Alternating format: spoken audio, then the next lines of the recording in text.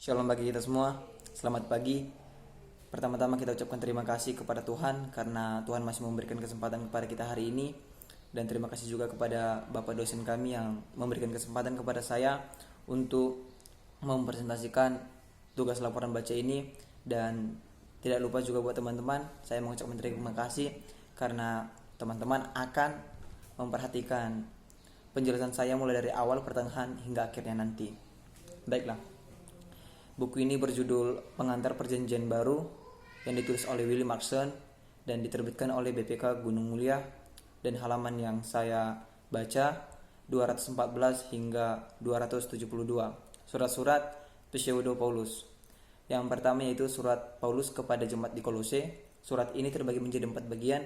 Bagian yang pertama Kolose 1 ayat 1 sampai pasalnya yang kedua ayat 5 yang disebut sebagai kedudukan dan terbagi juga menjadi 4 bagian.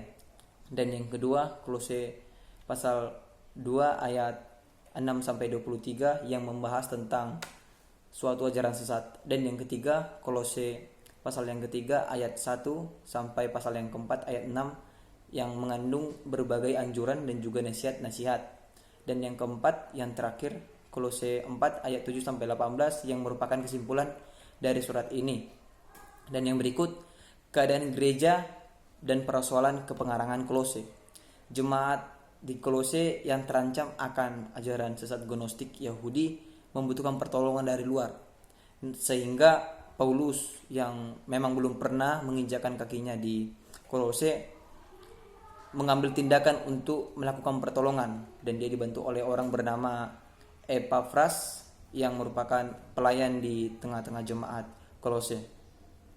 Yang berikut surat Paulus kepada jemaat di Efesus.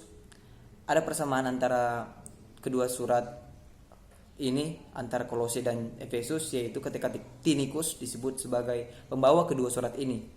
Kita boleh lihat di Efesus 6 ayat 21 sampai 22 dan di Kolose 4 ayat 7 sampai yang ke-8. Meskipun banyak kata yang sama, namun dari kedua surat ini memiliki pokok pikiran yang berbeda, yang dimana Kolose lebih banyak menekankan ajaran-ajaran sesat, sementara Efesus hanya sepintas saja tentang ajaran sesat.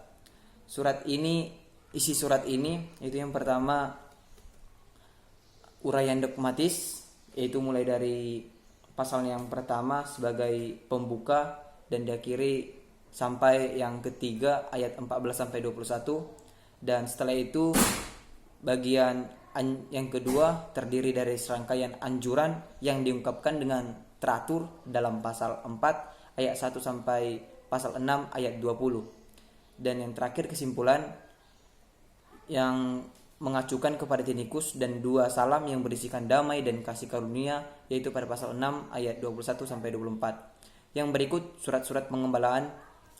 Surat-surat 1 dan 2 Timotius serta Titus berbeda dengan surat-surat perjanjian baru lainnya yang ditulis atau dikatakan ditulis oleh Paulus dan ditujukan kepada seseorang, yaitu tentunya 1 dan 2 Timotius ditujukan kepada Timotius dan Titus ditujukan kepada Titus.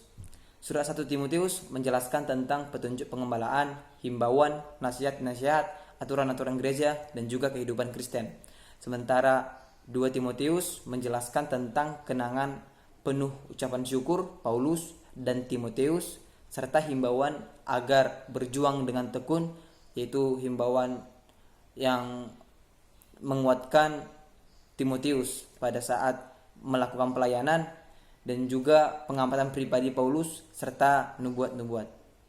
Sementara isi dari surat Titus, surat ini terdiri dari bagian-bagian pengembalaan dan berselang-seling juga dengan bagian mengenai organisasi gereja serta tugas Titus untuk mengajarkan ajaran yang benar dan juga memiliki kemampuan untuk meyakinkan. Dan yang berikut surat Ibrani.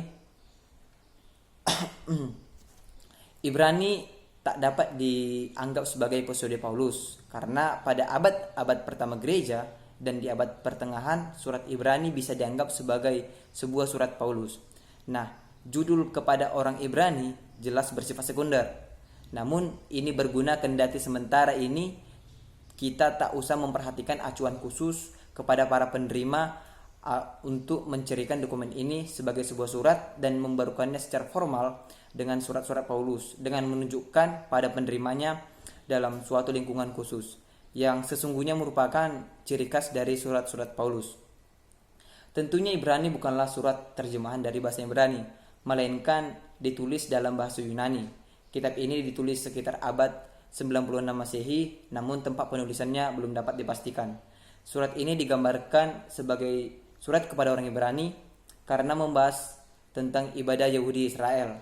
Namun lebih tepatnya lagi, sebenarnya surat ini ditujukan secara umum kepada orang-orang Kristen tanpa peduli latar belakang mereka, baik Yahudi maupun tidak Yahudi.